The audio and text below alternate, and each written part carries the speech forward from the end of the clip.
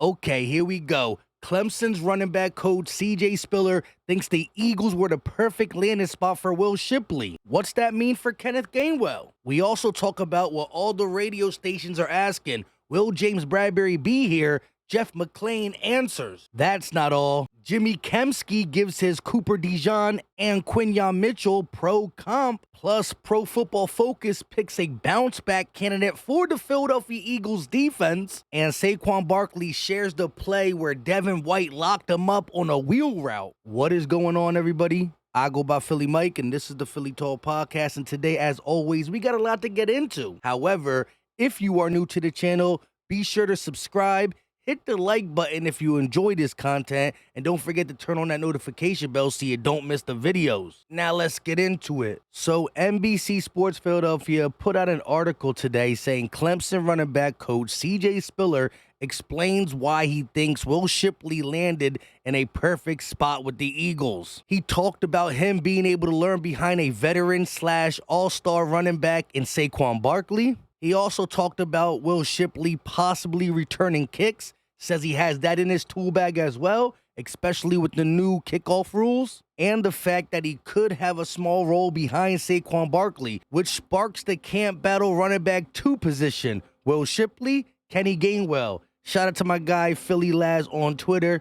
Definitely go give him a follow. While I do believe in Will Shipley's game, I think the organization likes Kenneth Gainwell, and although he had a down year last year, for sure, I think they remember the Super Bowl run and what he was able to do in the playoffs when it mattered, and how sometimes he finished the drive better than Miles Sanders at times. So Will Shipley would have to come with his A game if he's going to take over the running back 2 spot. Let me know who y'all think will win RB2. Will Shipley or Kenneth Gainwell? I will say this, regardless to who wins the RB2 position, Saquon Barkley is going to have the biggest workload we ever seen in recent times by a Philadelphia Eagle running back, maybe since LaShawn McCoy's Russian champion season. Moving on to what Jeff McClain said about James Bradberry possibly not making a roster and why. Listen. If James Bradberry's not here, do you believe it will be more of a reflection on how he played last year or the arrival of Vic Fangio saying he doesn't fit? Well, or Quinyon Mitchell, Right, exactly.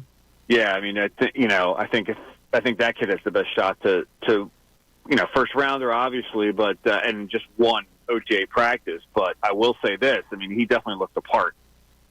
Whereas times before you've seen guys, cornerbacks, whether it be second, third, or later rounds, or whoever it may be that come in, like, okay, he needs a little work.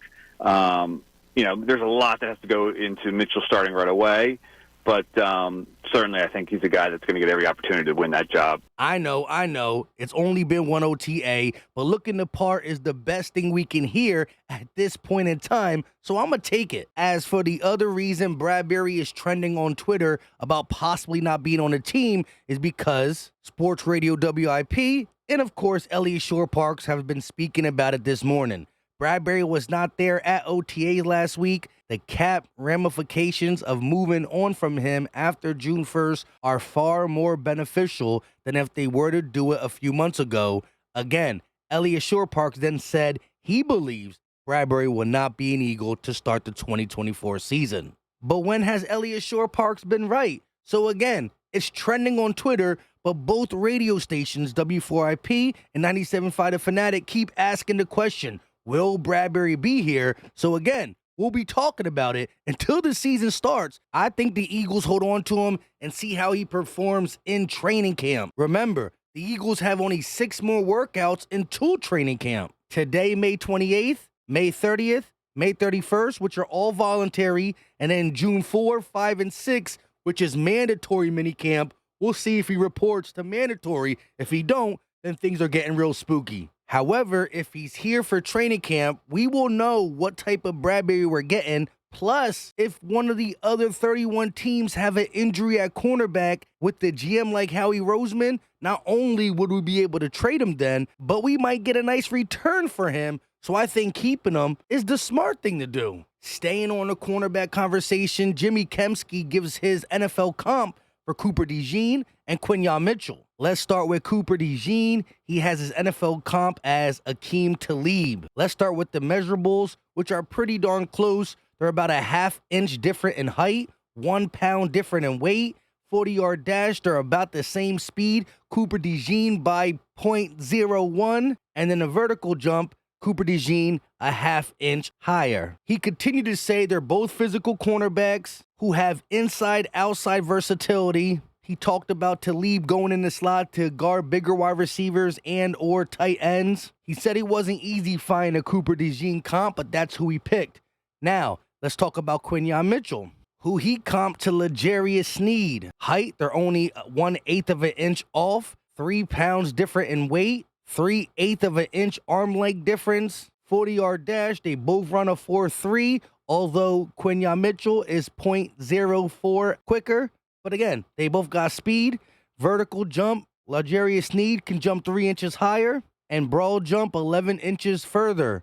However, Quinyon Mitchell's the faster player, but their measurables are still similar. He continued to talk about how L'Jarius Sneed plays the ball in the air is similar to Quinyon Mitchell, how they both utilize their speed for off coverage to close on the ball, and the fact that he went to a smaller school, Louisiana Tech, and had usage concerns entering the NFL. Although he proved them wrong, just like I believe Quinyon Mitchell will. So what do you think about the comparisons? If you got better ones, let me know in the comment section. Now, before we get to Pro Football Focus bounce back player who happens to be on the Eagles, plus Saquon Barkley sharing how Devin White locked him up, but he loves it because iron sharpens iron, and A.J. Brown in the best shape of his life. If you thought he did Emmanuel Forbes bad last year, wait till this year. But first, let's hear a word from our sponsor, Mando, the best way to control odor for your pits, packages, and feet. And I know some of y'all need it for your feet. My favorite is the deodorant Mount Fuji. Sorry about the green screen, but this deodorant is the longest lasting deodorant I honestly ever use. Some of these other brands claim 48 hours. They barely work for 6 to 8. This one controls odor for 72 hours. I'm telling you, the longest lasting. Plus, you put some other deodorants on, guess what? It's itchy, it's sticky, it bothers, at least me. I know it bothers some of y'all. This one is so smooth and solid. I promise you can't go wrong with this, but in the starter pack, you get wipes. Quick for your packages, your feet, or the pits real quick, especially after the gym, right? Plus, they come with a lotion. That's mainly for those feet and those packages that, you know what I mean, the soap and the showers don't do. You still should be taking a shower. Go to the description or the pinned comment section at shopmando.com. Click it. Use promo code PhillyMike, all capitals, to get $5 off. Once again, link in the description and the pinned comment at shopmando.com. Click the link. Use code PhillyMike, all capital, not the exclamation point, and get $5 off your starter pack. Promise you, you won't regret it. So, interesting news out of the NFL. Tom Pelissero tweets, end of OTAs, the NFL Players Association is working to finalize a proposal to overhaul the offseason starting as soon as 2025, eliminating voluntary on the field in the spring in favor of a longer training camp ramp up, with players reporting in mid-June to early July per sources. I actually love it because OTAs are just the appetizer to training camp and preseason and joint practice. So if you're telling me we get rid of OTAs to start training camp sooner, where we get to find out the real answers to our questions, I'm all for it. Let me know your thoughts, Eagle Nation. Moving on to Pro Football Focus bounce back player. They named C.J. Gardner-Johnson as the Eagles bounce back candidate for 2024.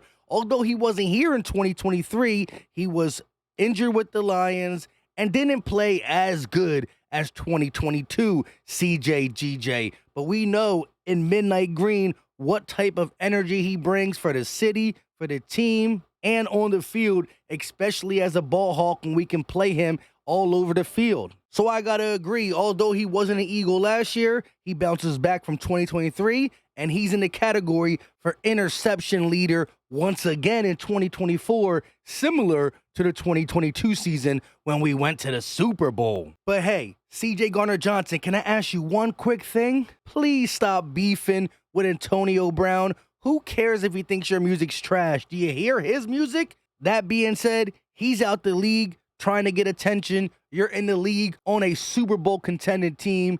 Let his drama stay his drama. Moving on to Saquon Barkley sharing the picture of him running a wheel route and Devin White stride for stride and gets a big-time PBU. Saquon says, iron sharpens iron, or whatever they call it, we working. So again, like I said, during the breakdown of OTAs, I'm glad that we got a linebacker on the roster who can run stride for stride on a wheel route with Saquon Barkley. Watching 2024, not too many linebackers are going to be able to stay with Saquon. So this is no slight to Saquon. This is just the proof that Devin White in 2024 is coming back with a vengeance.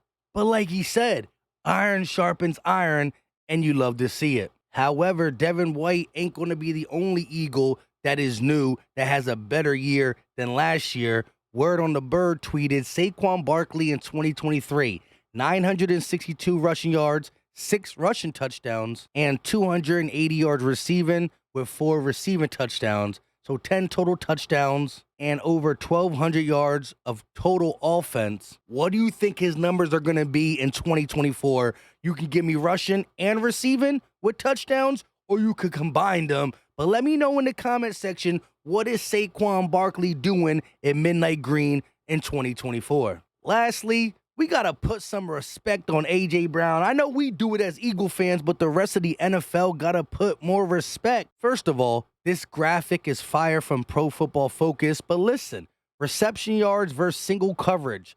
2,258.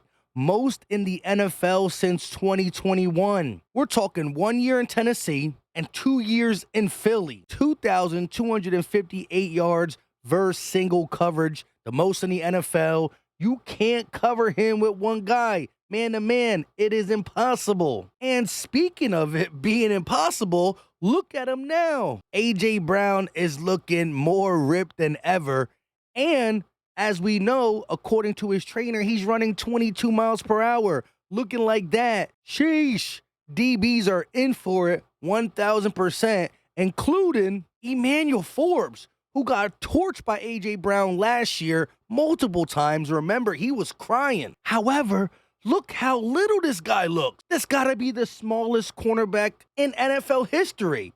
Maybe he bulks up by the season, but my goodness. With all that being said, I go by Philly Mike, and this is the Philly Tall Podcast. Do your boy a favor. Go get the Mando. Link in the description and or the pinned comment section. It's 40% off by using my link. Hit the like button. Subscribe if you are new. Leave all your thoughts, Eagle Nation. I love hearing from y'all. Sorry about the 3-day hiatus. Did some stuff with the family, but you know I got to check in with y'all. Much love and respect. Muscle emoji. We out.